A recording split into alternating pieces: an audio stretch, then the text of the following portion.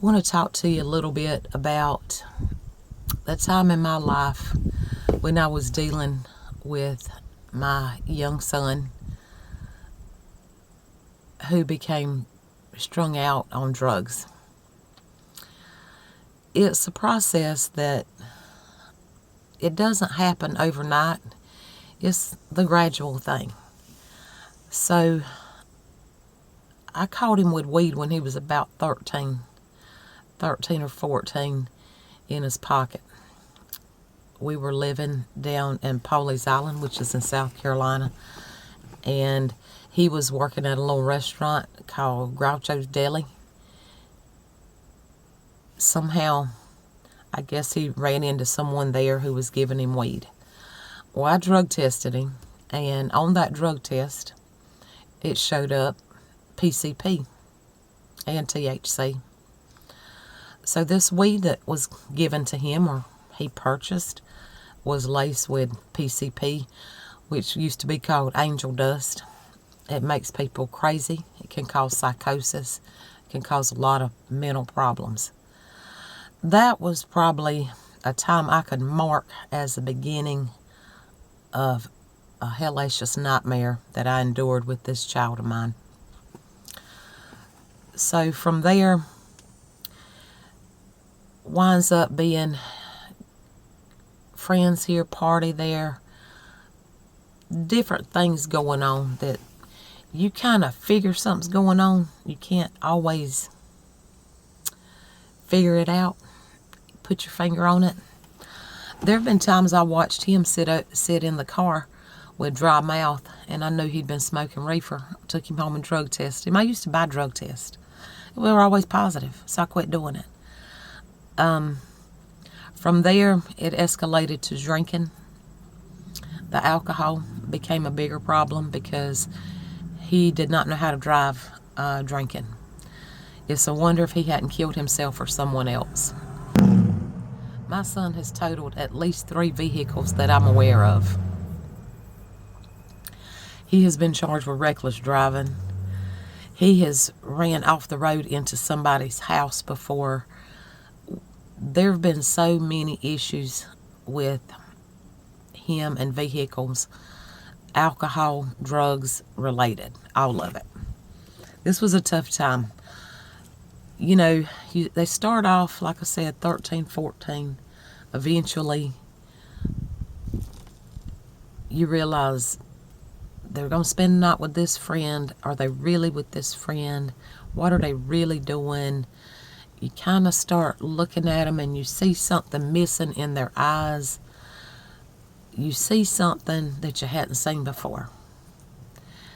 And as time goes on, this becomes more and more pronounced. They change friends. They have a different group of friends than what they used to have. They don't come home when they're supposed to. The boundaries are pushed to the max. So we went through those scenarios. Skipping school.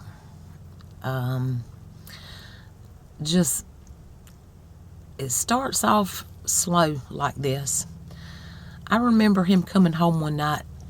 He was in high school, maybe 15, 16 years old, said, I saw somebody at this restaurant in the parking lot. They were smoking a pill. And the moment he told me that, I said, you know, he's going to do this. Because my son liked to fit in. He wanted to be part of the crowd. He was an only child. He fought to be accepted and be liked, be well liked, and just wanted to fit in any way. And when he told me that he saw someone smoking a pill, I knew it was a matter of time before he was going to do it himself. And I was right. It did happen, among other things. So you realize they're drinking, they're being exposed to pills. Get a girlfriend who's doing drugs, taking, Xanaxes and God knows what else, also smoking reefer and, doing whatever. You put that combination together, it's a deadly combination. So this little girl broke his heart. He was young. and he went off the deep end, which was more drinking, more drugs. One day, and by this time he's about 18, he's already got a reckless driving ticket. He's been escorted home by the police for speeding. He was under 17, so the cop told me that if he was 17, he'd went to jail. So we're having these things that happen. Like I say, single parent, but if I had my brains about me and really opened my eyes up to this versus being in denial, I would have got him and his dad down. I would have said, Dad, you need to take him home with you. He don't listen to me. He's doing drugs, and I need you to straighten him out. But that didn't happen. So fast forward, getting out of high school. We barely got out of high school because he missed so many days from cutting school. But, the school don't want anybody left behind, so they'll pass anybody. And that's what happened with my son. He has friends over, and I start finding drug paraphernalia, residue, whatever, in different bathrooms. You confront them. Oh, that must have been so-and-so. That weren't mine. Okay. Well, we know that's a lie. They're going to blame it on somebody else. Keep on going down the road. 18, 19 years old, a couple of DUIs by this point. I find a needle in his truck, in the door of his truck. Confront him with it. That's not mine. That belonged to so-and-so. Well, that's a lie. They have to lie. That's their survival means at this point, because you've got to lie in order to get the drugs. You've got to lie so you don't look like a crazy person, so that you don't look like you're an absolute drug addict.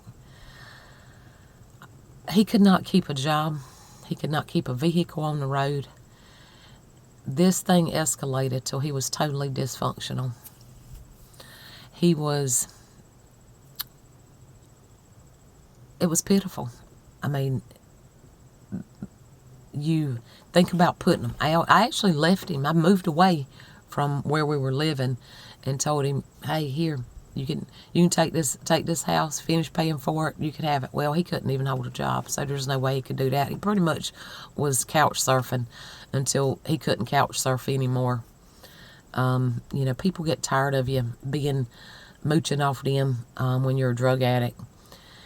So he called me to pick him up one day from a motel, and I go. He's in bad shape, just broke out everywhere, how they do all this, and just in bad shape. Brought him home, got him cleaned up, took him to the doctor, told him he had to go to rehab, hooked him up with a guy, a Celebrate Recovery meeting that was local, and they got him in Heroin Colony in North Carolina, which I didn't have a lot of faith in it, to be honest, at the time, because I saw so many people relapsing that came from there. But at least I felt like he was attempting a different route. So he went. So I found this recovery meeting that was local in this little town called Celebrate Recovery. The guy who was leading the meeting, he and his wife were recovering addicts. And I told him about my son, and he said, well, if you can get him over here, call us. We'll come over and pray with him and talk to him, and hopefully we can get him into rehab. Well, that's exactly what I did. And so they were able to help get him into Heroin Colony, and I thank them for that. The one thing I have to say about these meetings, or this particular one anyway, was the majority of the people at the meeting were not sober and clean. So that creates an environment of continued drug use by people who are possibly trying to get clean. So you have to be careful with some of these meetings and recovery places, because there are drugs that are going through them. And unless someone's really genuine and this is really a tight, closed meeting, I don't think that you're going to find all clean people at these meetings. So he did that. He went to Hebron Colony. He got clean, relapse time he got home, a time or two. Wound up going to the methadone clinic. That was, financing all this for him. It was something that I did. I can't say I would do it again. Probably not.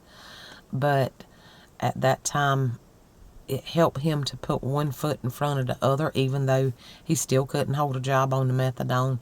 Methadone is definitely no answer. It's trading one habit for another. I don't recommend it. He don't recommend it. He weaned himself off of it. Had a tough time with that. That stuff's deadly. He had a seizure coming off of it, but he was determined to do it, and he did. So after this, he decides, hey, I'm still going to smoke weed. Weed's a plant, it's safe, da-da-da-da-da. Well, you start praying about getting clean, and you got a lot of people praying for you. You got the Lord on your side. He's opening up doors for you. He's helping you. He's going to tell you what you're going to do when it comes to these addictions. And he made it to where when he did smoke reefer, or weed, what people call it now, it made him have panic attacks. So he quit that too, and I'm very happy to say that this is our past. This is the past. This is the caregiver I was. I've been through so many detox sessions with my son coming off of heroin. I was there with him, getting clonidine, getting Suboxone, getting so much, making him feel better. For every time that I did that, he got right back up, went straight to the drug dealer, and got high again. So we learned some life lessons, and I think what God had to show me was I needed to let him handle this. I needed to get out the way. I needed to stop trying to micromanage my son's life and his mistakes, because it was controlling me. The way Satan works, he can get through to you through some of this devilish stuff, these spirits that are in these children or adult children of ours. And so I would recommend anyone who has a child or adult child who is addicted to contact Parents of Addicted Loved Ones. It's a national support group for parents and any family member. If you have an addicted loved one in your family, it's a good place to start. They do online meetings, so you don't have to go in person. I was a leader for one of the local groups, and during COVID we wound up doing it online, and eventually it just kind of faded away. I think the Lord has a season for you to be involved in things like this. It's not a lifestyle, but it's something that he puts in your path so you can gain some knowledge. And what I gained from that is priceless, because it showed me just what the enabler that I was. I was killing myself and killing my son. And if you are dealing with these problems like I've had with mine, I know what it's like to enable. I did it. I was a classic enabler. I loved my son so much. I was going to manage his life for him. I was going to just be the hero. But you can't be. Not in this battle. This is God's battle to fight. It's not yours. And you need to back off, and you need to let them hurt, and you need to let them suffer some consequences. But if you'll go online and look up Parents of Addicted Loved Ones, you'll find a meeting online that you can participate in. You don't have to say anything. Nobody's going to call on you to talk. You can just sit there and listen. It's kind of like lessons, kind of like learning is what it really is. But I met a lot of great people through there that were walking this same walk, and it does help to have each other to lean on when you feel like you're losing your child. So I hope this helps someone out there. Luckily, we're one of the few who live through this, and God, He just saw us to the other side, and I can't be more thankful. I praise Him and I thank Him for getting us through these times.